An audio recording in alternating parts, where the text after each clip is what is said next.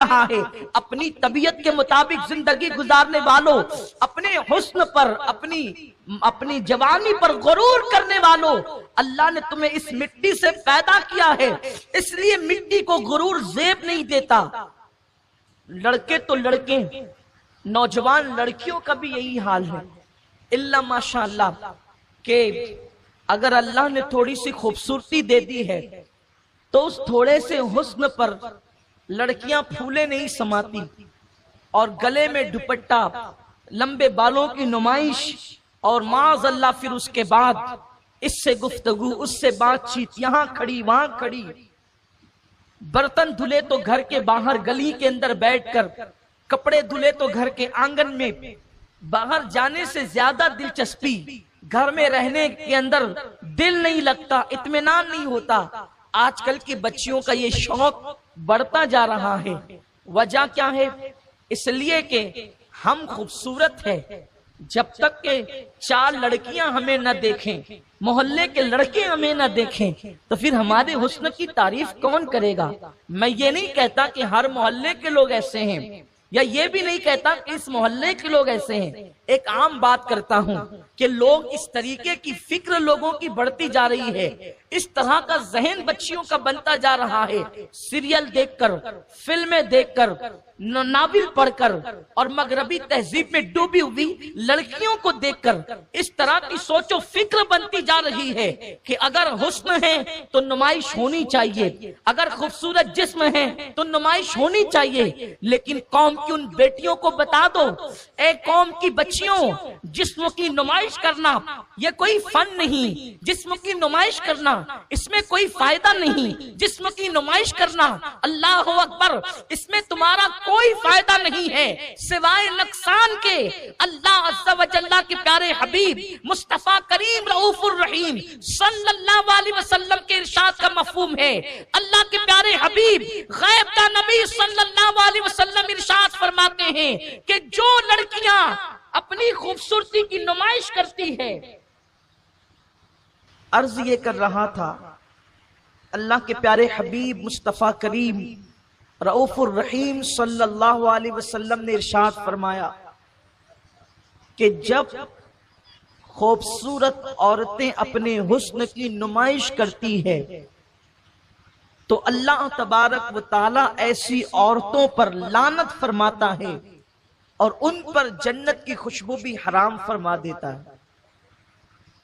انسان کو گناہ جوانی میں اچھے لگتے ہیں، لیکن جیسے ہی جوانی ڈھلنے لگتی ہے انسان کو گویا کہ اپنے آپ سے وحشت ہونے لگتی ہے، اپنے آپ سے نفرت ہونے لگتی ہے، پھر انسان محفلیں پسند کرنے کی بجائے تنہائی پسند کرتا ہے، پھر انسان قہقہے کی محفل پسند کرنے کی بجائے تنہائیوں کے اندر سسکیاں لیتا ہے، بے چین اور بے قرار ہوتا ہے۔ میرے پیارے آقا صلی اللہ علیہ وسلم کے پیارے دیوانوں، سورج ہمیشہ سر کے اوپر نہیں ہوتا، ایک وقت وہ آتا ہے سب کو تپا دینے والا، سب کو حرارت دینے والا، سب کو تپش دینے والا سورج تھوڑی دیر کے بعد ڈھل جاتا ہے۔ اے انسان، یہ روزانہ ڈھلنے والا سورج تجھے پیغام دے رہا ہے کہ جیسے میں ڈھل رہا ہوں ویسے تیرا شباب بھی ڈھل جائے گا، ویسے تیری جوانی بھی ڈھل جائے گی۔ اور یاد رکھنا، ڈھلنے والی جوانی کی طرف لوگوں کی توجہ تو ہٹ ہی جاتی ہے، لیکن جنہوں نے جوانی کے اندر اللہ کی نافرمانی کی، جنہوں نے گناہ کیا، رب کے غضب کو دعوت دیا، نہ وہ دنیا کے رہتے ہیں نہ آخرت کے، نہ سماج کے رہتے ہیں نہ خود کے۔ اس لیے یاد رکھو، نہ لڑکیاں اپنے حسن پر اترائے، نہ نوجوان لڑکی اپنے حسن پر غرور و تکبر کرے۔ میرے پیارے آقا صلی اللہ علیہ وسلم کے پیارے دیوانوں، اس کے بعد میرا اللہ قرآن مقدس میں ارشاد فرماتا ہے جب تمہیں ہم نے اسی مٹی سے پیدا کیا، منہا خلقناکم، ہم نے اسی مٹی سے تمہیں پیدا کیا، تو پھر فرماتا ہے وفیہا نعیدکم، پیدا تو تم کو مٹی سے کیا لیکن دوبارہ پھر تمہیں اسی مٹی میں ملا دیا جائے۔ اب بتائیں، مٹی سے پیدا ہونے والا انسان، اس کو تو غرور زیبا تھا بھی نہیں، لیکن اب وہ دوبارہ پھر مٹی میں ملایا جائے گا۔ سوچئے، تھوڑا سا غور کیجئے، تھوڑا سا دھیان دیجئے، ایک تصور کیجئے کہ انسان تیرا یہ 5-6 فٹ کا وجود جس پر تو کتنا ناز کرتا ہے، جب تک تیری سانسیں چل رہی ہے، اگر بدن پر تھوڑی سی مٹی لگ جائے تو فوراً بھویں چڑھا کر کے صاف کرتا ہے، کرنا بھی چاہیے، کسی کو میلے کپڑے پسند تو نہیں، لیکن مٹی ہلکی سی لگتی ہے تو ہم فوراً جو ہے اپنے وجود سے مٹی کو صاف کرتے ہیں۔ ایک وقت وہ آئے گا جب یہ پورا وجود مٹی کے اندر مل جائے گا، یہ پورا وجود مٹی میں ملے گا، اور جس جگہ مٹی میں ملے گا اسی جگہ کو قبر کہتے ہیں۔ اللہ پاک ارشاد فرماتا ہے کہ ہم تمہیں اسی مٹی میں ملا دیں گے، ایک دن آپ پر بھی ہم پر بھی سب پر آئے گا کہ ہمیں مٹی ہو جانا ہوگا۔ سوچئے وہ لمحات کتنے دردناک ہوں گے، وہ لمحات کتنے کربناک ہوں گے، نہ جہاں کوئی دوست ہوگا، نہ جہاں کوئی یار ہوگا، نہ جہاں کوئی ساتھی ہوگا، نہ جہاں کوئی سنگت ہوگی، نہ دولت کی رانائیاں ہوگی، نہ ماں باپ کی شفقتیں ہوگی، نہ دوستوں کی ٹولیاں ہوگی، نہ اپنے بیگانوں کی کوئی جماعت ہوگی، کچھ نہیں ہوگا، وہاں تنہا تنہا تنہا اکیلے انسان۔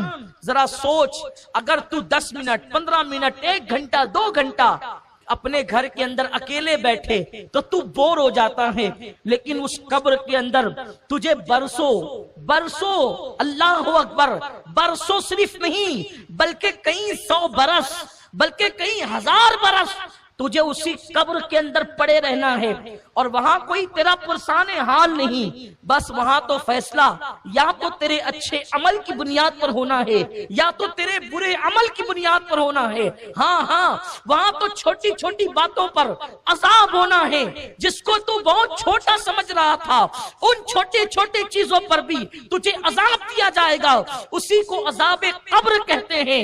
اللہ کے پیارے حبیب مصطفیٰ جان رحمت صلی اللہ تعالی علیہ وسلم ارشاد فرماتے ہیں کہ انسان کی قبر کی پہلی رات بڑی دردناک اور بھیانک ہوتی ہے، بڑی خطرناک ہوتی ہے۔ مسلمانوں سوچو، پہلے تو رات ہے، اور اس کے بعد وہ رات ٹرین کی رات نہیں، وہ رات قبرستان کی رات نہیں، وہ رات سفر کی رات نہیں، بلکہ غیب کا نبی عالم ما کان و ما یکون رسول ارشاد فرما رہے ہیں انسان کی قبر کی پہلی رات بڑی بھیانک اور بڑی دردناک ہوتی ہے۔ میں تھوڑی سی آپ کی توجہ چاہتا ہوں، ہوٹلوں پر بیٹھ کر کے گھنٹوں گانے سننے والوں، پرانے گانوں کے نام پر گانے اور غزلوں میں ڈوب جانے والوں، ان مشاعروں میں جانے والوں جہاں پر باضابطہ طور پر شاعری کے لیے عورتوں کو مدعو کیا جاتا ہو، اور پھر عورتوں کو بٹھا کر کے گندی گلیز غزلیں پڑھی جاتی ہو،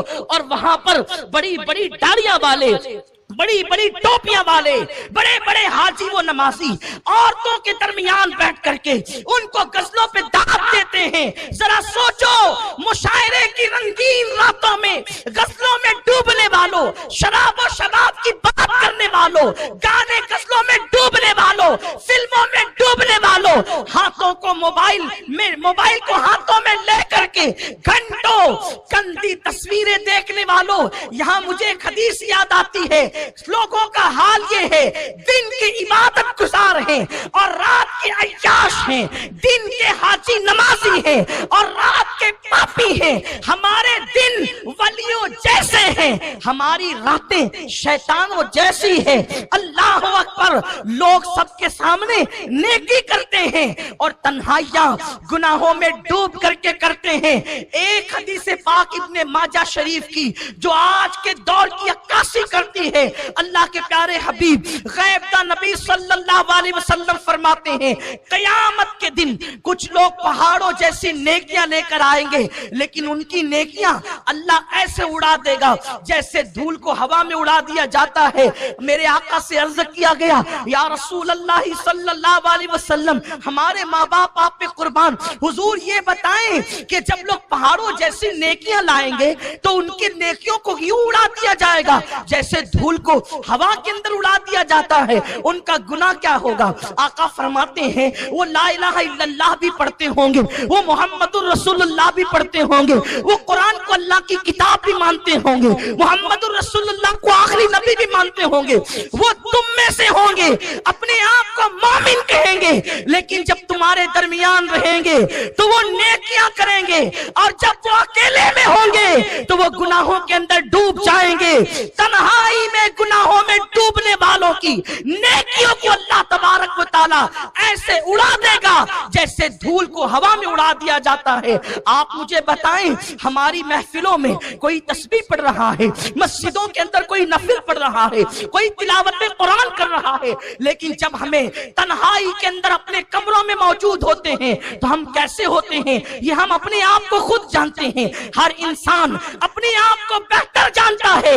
لوگوں سے ڈر کے گناہ چھوڑنے والوں، اللہ سے ڈر کر گناہ چھوڑ دو۔ جو اللہ سے ڈر کر گناہ چھوڑتا ہے اللہ اس کو اپنا ولی بنا لیا کرتا ہے، اس کو جہان میں مقبولیت عطا کیا کرتا ہے۔ وہ زمین کے اوپر رہتا ہے تو بھی لوگ اس سے محبت کرتے ہیں، وہ زمین کے اندر جاتا ہے تو بھی لوگ اس سے محبت کرتے ہیں۔ عرض یہ کر رہا تھا میرے اور آپ کے آقا غیب کا نبی صلی اللہ علیہ وسلم فرماتے ہیں انسان کی قبر کی رات کتنی بھیانک ہوتی ہے۔ پہلے تو قبر کا دن بھی دیکھیں، قبر کا دن بھی اندھیرے میں ڈوبا ہوتا ہے۔ جب قبر کا دن بھی اندھیرے میں ڈوبا ہو تو قبر کی رات کتنی بھیانک ہوگی۔ اس رات میں تمہیں بھی آنا ہے، اس رات سے ہمیں بھی سامنا کرنا ہے۔ ہائے مسلمان، جس نے اپنی زندگی کے لمحے لمحے کو گناہ کے لیے وقف کر دیا، غیبت، چغلی، شراب و کباب، جوؤں کے اڈے، خدا جانے کیا کیا گناہ ہماری زندگی میں ہیں۔ میری قوم کے جوانوں، قبر کی پہلی رات کا ذرا تصور کرو جسے میرے آقا علیہ السلام نے بیان کیا ہے۔ محلے میں مہلت ملتی ہے تو تم کوڑیاں لے کر کے بیٹھتے ہو، تاش کے پتے لے کر کے بیٹھتے ہو، تین پتی کا گیم لے کر کے بیٹھتے ہو۔ اللہ نے تمہیں اس لیے پیدا نہ کیا، خدا نے تو تمہیں قبر کو سنوارنے کے لیے، قبر کو جنت کے باغوں میں سے ایک باغ بنانے کے لیے پیدا کیا ہے۔ آقا علیہ السلام فرماتے ہیں قبر کی پہلی رات ایسی دردناک ہوتی ہے کہ مردے کو قبر چاروں طرف سے یوں دباتی ہے کہ اس کی پسلیاں ایک دوسرے میں مل جاتی۔ اور میرے آقا صلی اللہ علیہ وسلم نے صحابہ کو تصور دلانے کے لیے فرمایا، اپنے دونوں مبارک ہاتھوں کو یوں لیا اور فرمایا کہ جب قبر انسان کو دباتی ہے تو اس کی دونوں پسلیاں یوں آپس میں مل جاتی ہے۔ پسلی پر تھوڑی سی مار لگتی ہے تو ہم بے چین ہو جاتے ہیں۔ اے میری قوم کے جوانوں، گناہ کرنے والوں، اللہ کو ناراض کرنے والوں، رب کو غضب کی دعوت دینے والوں، ذرا سوچو اگر صرف قبر کا دبانا ہی ہوتا اندر تو یہی عذاب ہمارے لیے کافی تھا۔ قبر دباتی ہے اور پسلیاں ایک دوسرے میں آپس میں مل جاتی ہیں۔ بیٹوں کا حال کیا ہے؟ بیٹیوں کا حال کیا ہے؟ کائنات میں سب سے زیادہ اگر کوئی کسی سے پیار کرتا ہے تو ماں اپنی اولاد سے پیار کرتی۔ جب بیٹے کو دفن کر دیا جاتا ہے تو بھی ماں اپنے پلوں سے آنسو پوچھتی ہے، لیکن جب بھاتی کا لقمے سامنے آتے ہیں تو وہ بھی 2 لمحے کے لیے اپنے مرحوم بیٹے کو بھول جاتے۔ لوگ تمہاری بھاتی کھا رہے ہوتے ہیں اور ادھر مردے کو قبر دبا رہی ہوتی ہے۔ قبر کو، آخرت کو بھول کر اپنی طبیعت کے مطابق زندگی گزارنے والوں، ذرا بتاؤ قبر کی اس تاریک وادی میں کون کام آئے گا؟ میرے آقا صلی اللہ علیہ وسلم فرماتے ہیں انسان کے مختلف دوست ہیں،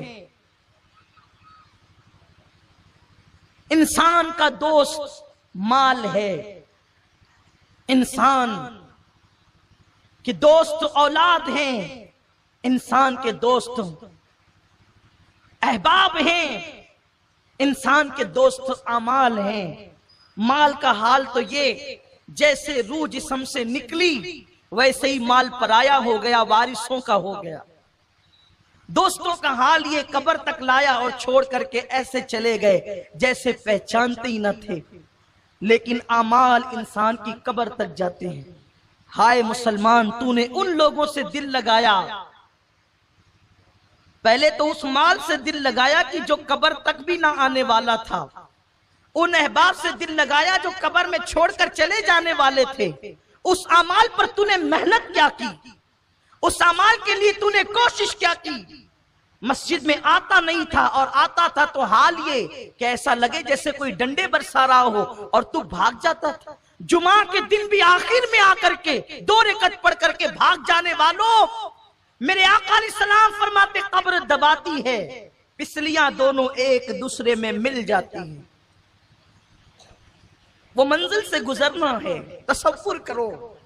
میرے آقا فرماتے قبر میں اندھیرا اتنا ہوتا ہے پہلی رات میں کہ سفید کفن ہونے کے باوجود انسان کو اپنے ایک ہاتھ کو دوسرا ہاتھ سجھائی نہیں دیتا، انسان کو اپنا وجود نظر نہیں آتا، اور نیچے مٹی، اوپر مٹی، دائیں مٹی، بائیں مٹی، آگے مٹی، پیچھے مٹی، مٹی ہی مٹی۔ اور اس کے بعد پھر اس پر عذاب قبر یوں مسلط کیا جاتا ہے۔ یہ کسی لیڈر کا قول نہیں کہ مسکرا کر کے بھلا دو، یہ کسی مولوی کا کہنا نہیں کہ شک کر سکو، یہ اس رسول کا فرمان ہے جو زمین پہ بیٹھ کر عرش پر نظر رکھتا ہے۔ یہ اس رسول ہاشمی کا فرمان ہے جس کی نگاہ سے خدا کی ذات نہ چھپی، اس کی نگاہ سے قبر کی بات کیا چھپ سکتی ہے۔ وہ عالم ما کان و ما یکون رسول جسے اللہ نے معلم کائنات، معلم انسانیت بنا کر کے مبعوث فرمایا، اس رسول کا فرمان ہے کہ ابھی قبر کی تاریکی چھٹتی بھی نہیں ہے کہ انسان پر عذاب قبر یوں مسلط ہوتا ہے کہ انسان جن جن چیزوں سے دنیا میں ڈرتا تھا وہ ساری چیزیں اس کی قبر میں بھیجی جاتی ہے جو اس کو ڈرا کر کے دہشت زدہ اور وحشت زدہ کرتی ہے۔ مثال کے طور پر دنیا میں کتے سے ڈرتا تھا تو کتے قبر میں آ کر اس کو ڈراتے ہیں، چپکلی سے ڈرتا تھا تو چپکلیاں ڈراتی ہے، چوہے سے ڈرتا تھا تو چوہوں کو بھیجا جاتا ہے اور وہ اس کو ڈراتے۔ سوچو گلی کے کونے پر کھڑے ہیں اور کتا آ جائے تو ہم دور بھاگتے ہیں، قبر کے اندر جب اس طریقے سے کتوں کو، چوہوں کو، چپکلیوں کو، سانپوں، بچھوؤں کو جب مسلط کیا جائے گا تو اس 2 گز زمین میں جہاں پر کروٹ بدلنے کے لیے جگہ نہیں ہے وہاں سے کہاں بھاگو گے؟ چیخو گے آواز کہاں تک پہنچے گی؟ چلاؤ گے آواز کہاں تک جائے گی؟ مسلمان تو کتنا نادان ہے، تجھے اللہ نے محمد الرسول اللہ جیسا نبی عطا کیا، تجھے اللہ نے قرآن مقدس جیسی کتاب عطا کی، تجھے اللہ نے اللہ اکبر ہدایت یافتہ بندوں کا دامن عطا کیا اولیاء کرام کا، لیکن تو نے دنیا دنیا دنیا اور دنیا کی موج مستی میں اپنا وقت ایسے گزار دیا کہ تو نے آخرت کی کوئی فکر نہ کی، قبر کی کوئی پرواہ نہ کی۔ ہاں اگر تجھے وقت ملتا تو تو گناہوں میں ڈوب جاتا۔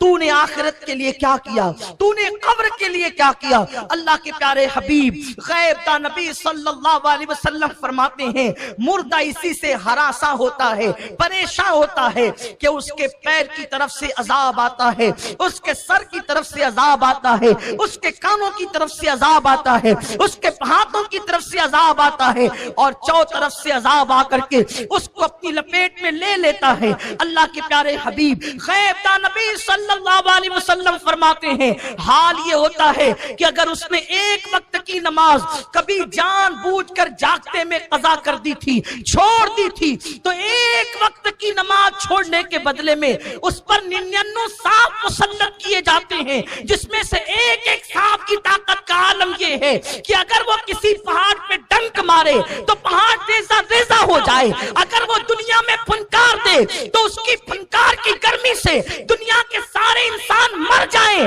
ایسے 99 سانپ اس مردے پہ مسلط کیے جاتے ہیں۔ اس کے بعد ایک فرشتہ جو آنکھ سے دیکھتا نہیں، جو کان سے سنتا نہیں، جو زبان سے بولتا نہیں، گونگا بہرا اندھا فرشتہ اس پہ مسلط کیا جاتا ہے، اور نماز چھوڑنے کی وجہ سے صرف ایک گوزا جب وہ اس کے وجود پہ مارتا ہے تو وہ ایسے پس جاتا ہے جیسے چنے پہ ہتھوڑا مارنے سے چنا پس جاتا ہے۔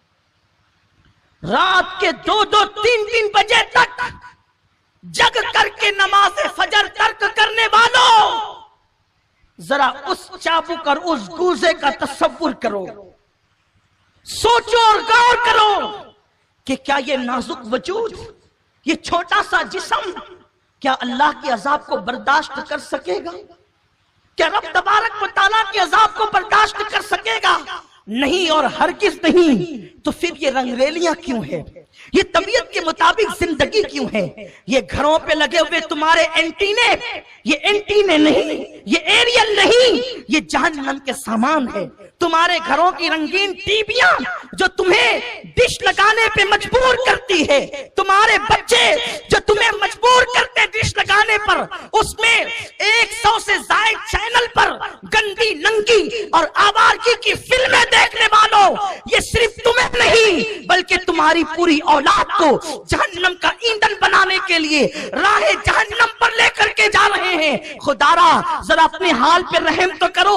اگر یہ کہا گیا ہوتا کہ 1 سال کے بعد موت آئے گی تو شاید ہم 1 سال پہلے سدھر جاتے، 10 سال کے بعد موت آئے گی تو ہم 10 سال پہلے سدھر جاتے، لیکن موت نے تو کوئی وقت نہ دیا، کسی کو موقع نہ دیا۔ موت کب آئے گی، کیسے آئے گی، کس وقت آئے گی، کس حال میں آئے گی، اسے پر کوئی اطلاع کسی کو نہیں دی گئی۔ ٹی وی دیکھنے والوں، موبائل کو ہاتھ میں لے کر کے انٹرنیٹ پر گندے مناظر دیکھنے والوں، جس وقت تمہارے ہاتھ میں موبائل ہو اور اسی وقت اللہ نہ کرے تمہیں موت آ گئی، اس وقت جب تم گندے مناظر دیکھ رہے ہو یا فلمیں تم ننگی اور آوارگی کی دیکھ رہے ہو، اسی وقت تمہیں موت آ گئی تو تم اللہ کو کیا منہ دکھاؤ گے؟ مصطفیٰ جان رحمت صلی اللہ علیہ وسلم ارشاد فرماتے ہیں، جس کو جس حالت میں موت آئے گی وہ قیامت کے دن اسی حالت میں اٹھایا جائے گا۔ اللہ کے حبیب صلی اللہ علیہ وسلم فرماتے ہیں، بہت چھوٹی چھوٹی چیزیں جس کو لوگ سمجھتے ہیں اس پر بھی اللہ لوگوں پہ قبر میں عذاب فرمائے گا۔ میرے آقا علیہ السلام فرماتے ہیں کہ لوگ پیشاب کے چھینٹوں سے نہیں بچتے، اس بنیاد پر بھی اللہ ان کو عذاب قبر میں مبتلا کرے گا۔ اس حدیث کو پڑھنے کے بعد میں نے کتاب بند کی اور میں سوچنے لگا کہ اللہ کے حبیب صلی اللہ علیہ وسلم فرما رہے ہیں کہ اگر پیشاب کے چھینٹے پیروں پر آئیں اور لوگ پیشاب کے چھینٹوں سے نہ بچے تو بھی اللہ ان کو قبر کے عذاب میں گرفتار کرے گا۔ پیشاب تو اپنے پیٹ سے نکلی ہے، اب سے اپنے پیٹ سے نکلنے والی گندگی، اپنے پیٹ سے نکلنے والی غلاظت، اگر ہم اس سے نہ بچیں تو اللہ عذاب قبر میں گرفتار کرے گا، عذاب قبر میں مبتلا کرے گا۔ اور قبر کا عذاب کیا ہے؟ کفن چھین لیا جائے گا، جسم کو قبر کے کیڑے، سانپ اور بچھو کھائیں گے،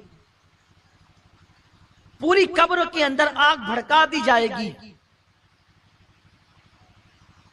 یہ عذاب قبر کی کلکی سی جھلک ہے۔ میرے آقا صلی اللہ علیہ وسلم ارشاد فرماتے ہیں، قبر میں جو عذاب دیا جاتا ہے جو میں جانتا ہوں، اگر تمہیں بتا دوں تو تم گھروں میں رہنا چھوڑ دو اور پاگلوں کی طرح جنگلوں میں بھٹکنے لگو۔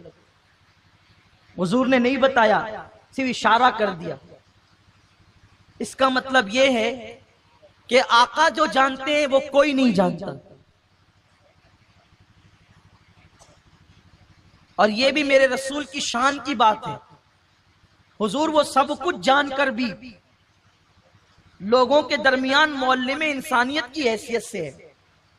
اس کا مطلب حضور کی عقل اور اپنی عقل دونوں برابر نہیں ہے. ہمیں پتا چلے تو ہم پاگل ہو جائیں.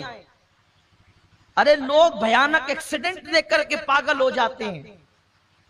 تو قبر کا عذاب سننے کے بعد جو کما کہو عذاب دیا جائے گا وہ کیسے برداشت ہو سکتا ہے؟ تو اللہ کے حبیب صلی اللہ علیہ وسلم فرماتے ہیں اگر میں تمہیں بتا دوں مکمل طور پہ کہ قبر میں کیا ہوتا ہے تو تم ایسے گھلنے لگو گے جیسے نمک پانی میں گھلنے لگتا ہے. تم اپنی جگہ پر سلامت نہیں رہ سکتے، گھل جاؤ گے تم.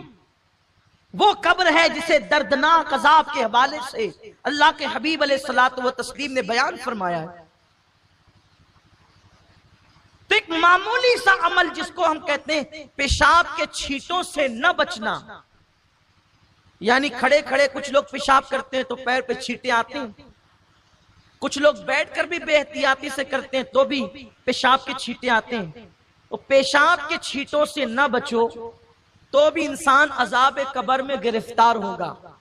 حیرت ہے جتنا زیادہ ناپاک پیشاب ہے اس سے زیادہ ناپاک گناہ ہے. گناہ اور پیشاب کی ناپاکی میں زمین آسمان سے بڑا فرق ہے. کیونکہ پیشاب اگر کہیں لگ گیا پانی ڈال دو تو پیر پاک ہو جائے گا، بدن پاک ہو جائے گا. لیکن اگر گناہ کا دھبا لگ گیا تو 7 سمندر کا پانی بھی گناہ کا دھبا نہیں دھل سکتے. تو پیشاب اگر ناپاک چیز پیر پہ لگ جائے اڑ کر کے اور کوئی اس سے نہ بچے، احتیاط نہ کرے تو اللہ عذاب قبر میں گرفتار کرے گا. تو اس سے زیادہ ناپاک تو گناہ ہے. وہ کوئی گناہ میں ڈوبا رہے اور وہ بھی وہ گناہ نمازوں کا ترک کرنا، جوا کھیلنا، تاش کے پتے کھیلنا، محلے کی لڑکیوں پہ بد نظری کرنا، پڑوسیوں کے حقوق دبانا، غصب کرنا، ایک دوسرے کے حقوق ادا نہ کرنا، ماں باپ پہ ظلم کرنا، ماں باپ پہ زیادتی کرنا، بیوی پہ ظلم کرنا، بیوی پہ زیادتی کرنا، اولاد کا حق ادا نہ کرنا، کتنے بڑے بڑے جرائم ہیں. اس سے بچنے کی کیا صورت ہے؟ اور ایک اہم بات، پیشاب اپنے پیٹ کی غلاظت ہے، وہ نکلی اور پیر پہ پڑی اور ہم اس سے نہ بچے تو عذاب قبر میں گرفتار ہوں گے. اور جتنی زیادہ ناپاک پیشاب ہے اتنا ہی ناپاک شراب بھی ہے. دونوں کی ناپاکی برابر برابر، یعنی کہ پیشاب کا پینا اور شراب کا پینا دونوں ایک ہے.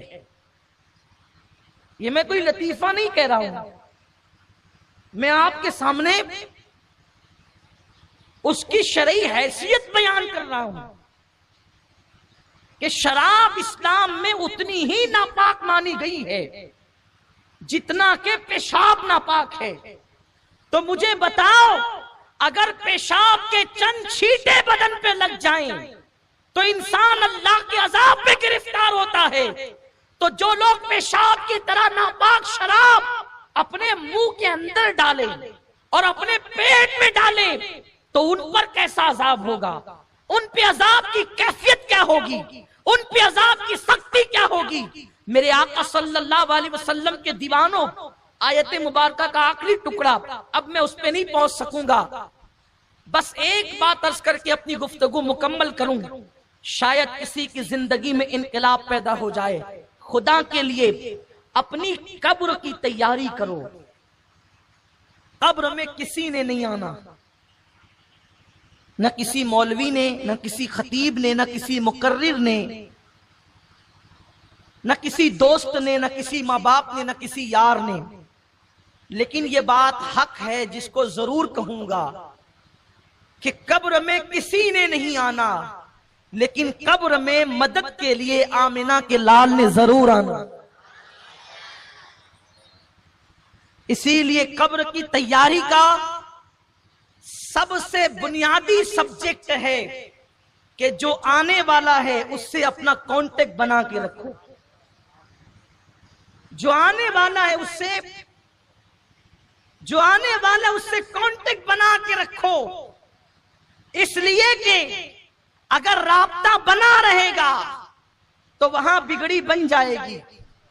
قبر اندھیری ضرور ہے, قبر میں تاریکی ضرور ہے, قبر میں سانپ اور بچھو ضرور ہے, قبر میں عذاب ضرور ہے, قبر میں آگ ضرور ہے, قبر کا دبانا ضرور ہے, قبر کا بے قرار کرنا ضرور ہے, قبر کی وحشت ضرور ہے, قبر کی دہشت ضرور ہے. سب چیزیں حق ہیں, لیکن اس کے لیے ہے جس کی قبر میں آمد مصطفیٰ نہیں ہے. جہاں وہ آ جائے تو پھر اندھیرا کیسا قبر میں لہرائیں گے تا حشر چشمے نور کے جلوہ فرما ہوگی جب طلعت رسول اللہ.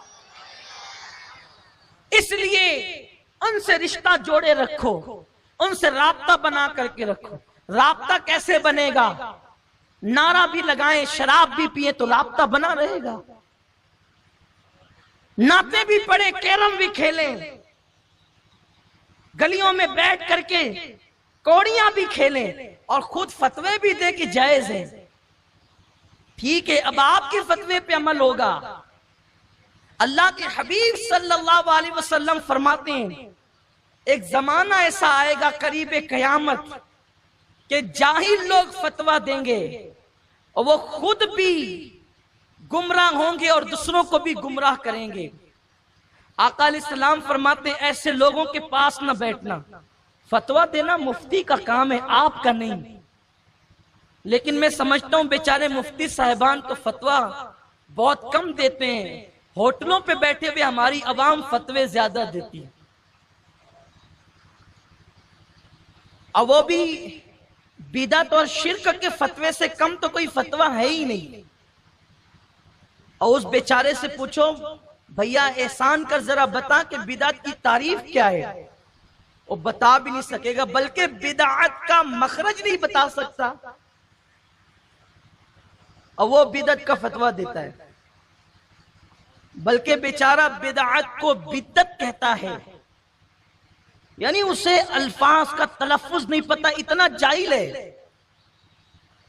اور اتنا جاہل ہے کہ اس سے کہو کہ تو جاہل ہو کے فتویٰ دیتا ہے تو پلٹ کے کہتا ہے میں اتنا بھی جاہل تھوڑی ہوں. یعنی کہ اس جاہل کو ابھی جاہل کے تلفظ میں یاد نہیں ہے, اور وہ فتویٰ شرک اور بدعت سے کم کا دینے تیار نہیں. کس پر؟ وہ بھی جو چیزیں قرآن اور حدیث سے ثابت ہے اس پر فتویٰ. کھڑے ہو کے سلام پڑھنا بدعت, فاتحہ دینا شرک. کہ یہ کام آپ کا ہے ہی نہیں میرے بھائی, تو عوام میں سے ہے, اپنی اوقات میں رہے. لوگوں نے تختہ مشق اگر کسی کو سمجھائے تو شریعت کو سمجھائے. ہر عوام میں کرسی پہ بیٹھنے والا کلینک کھول کے بیٹھتا ہے کہ چلو آج ہوٹل پہ بیٹھ کر کے ایک چائے پیئیں گے اور ساتھ ہی کسی ڈاکٹر کی بیگ بھی لے کے بیٹھیں گے, جو آتا جائے سوئی لگاتے جاؤ, انجیکشن لگاتے جاؤ, ٹیبلٹ لیتے جاؤ. نہیں ہوگا ایسا. ہو سکتا ہے, ہنسنے کی بات نہیں, ذرا غور کریں, ہو سکتا ہے, نہیں ہو سکتا. لیکن جب کہ کوئی غیر ڈاکٹر اگر سوئی لگا دے تو بولو خطرہ کسے ہے؟ بولو جان کو خطرہ ہے. غیر ڈاکٹر ٹیبلٹ دے دے, خطرہ کسے ہے؟ بولو جان کو ہے. تو جاہل لوگ ہوٹل پہ بیٹھ کر ڈاکٹر کا کام نہیں کرتے, جاہل لوگ ہوٹل کی کرسی پہ بیٹھ کے وکیل کا کام نہیں کرتے, پھر جاہل لوگ ہوٹل پہ بیٹھ کے مفتی کا کام کیوں کرتے ہیں؟ اگر جاہل ہوٹل پر بیٹھ کر کے ڈاکٹر کا کام کریں تو جانوں کو خطرہ ہو جائے, اور جاہل لوگ ہوٹلوں پہ بیٹھ کر مفتیوں کا کام کرے تو پھر جان کو نہیں ایمان کو خطرہ ہو جائے. اس لیے اور سنو, مفتی کون ہے کس سے پوچھا جائے؟ ہر ایک کے نام کے ساتھ جو مفتی کا ٹائٹل ہو وہ تھوڑی مفتی ہوتا ہے. ورنہ ہم نے تو کشمیر میں ایک عورت کے ساتھ مفتی کا سرنیم پڑھ کے میں نے ایک ساتھی سے کہا یار یہ عورت کتنی خوش نصیب ہے کہ مفتی بن گئی. تو میرے ساتھیوں نے ہنس کر کے کہا سید صاحب وہ مفتی علم کے اعتبار سے نہیں ہے بلکہ اس کا سرنیم ہے. میں نے کہا یا اللہ, مفتی بھی سرنیم ہوتا ہے؟ تو ہر ایک کے نام کے ساتھ ٹائٹل مفتی کا لگ جائے, علامہ کا لگ جائے, مولانا کا لگ جائے, اس سے نہیں پوچھ سکتے فتویٰ. قرآن سے پوچھو فتویٰ کس سے پوچھ سکتے؟ تو قرآن کہتا ہے فَاسْأَلُوا أَهْلَ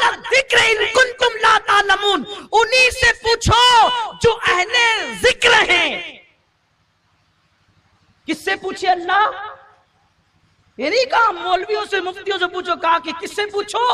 अहला जिक्र, जो जिक्र वाले हैं। अल्लाह जिक्र वालों से पूछे, वो बता जिक्र क्या है, जिक्र क्या है, जिक्र किसे कहते हैं? तो कहा जो अहले जिक्र है वो पुरसुकून है, क्योंकि कहा अला बिज़िक्रिल्लाहि तत्मइन्नुल कुलूब, उनके दिलों में सुकून है जो जिक्र वाले हैं। अल्लाह ये जिक्र क्या है? जिक्र वालों से पूछे तो ये जिक्र क्या है? तो हज़रत अब्दुल्लाह इब्न अब्बास कहते हैं जिक्रुल्लाह हुवा मुहम्मदुर रसूलुल्लाह, अल्लाह का जिक्र मुहम्मदुर रसूलुल्लाह है। तो कहा जो नालैने मुस्तफा में रहते हैं, अगर फतवा पूछना है तो उनसे पूछा जाए, वो खुद भी हिदायत पर है, तुम्हें भी हिदायत की राह पे ले जाए।